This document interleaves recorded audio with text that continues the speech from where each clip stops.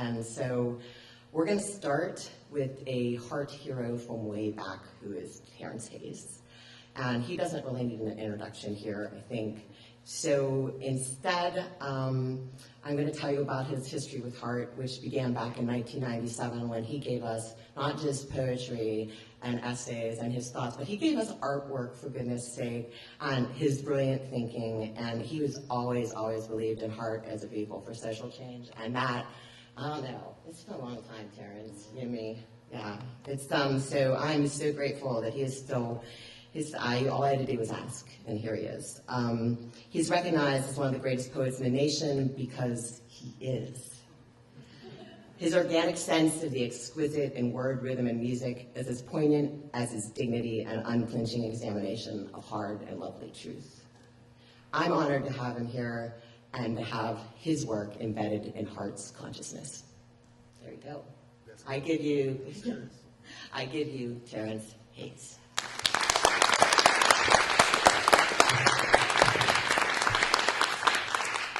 All right, everybody. It's good to be here. It's good to be here with Saeed.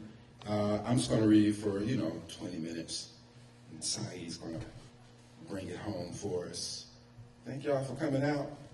I do have, the books out there. I never read from the book anymore, but I will since Leslie made me bring it.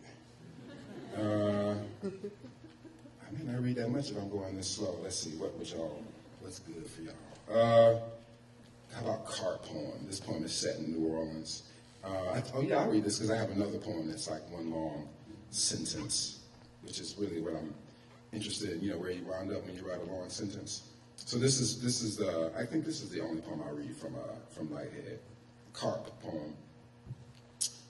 After I have parked below the spray paint caked in the granite grooves of the Frederick Douglass Middle School sign where men-sized children loiter like shadows draped in outsized denim, jerseys, braids, and boots that mean I am no longer young, after I have made my way to the New Orleans Parish Jail down the block where the black prison guard wearing the same weariness my prison guard father wears buzzes me in, I follow his pistol and shield along each corridor, trying not to look at the black men boxed and bunked around me until I reach the tiny classroom where 24 black boys are dressed in jumpsuits, orange as the carp I saw in a pond once in Japan. So many fat, snaggletooth fish ganged in and lurching for food that a lightweight tourist could have crossed the water on their backs, so long as he had tiny rice balls or bread to drop into the mouths below his footsteps, which I'm thinking is how Jesus must have walked on the lake that day,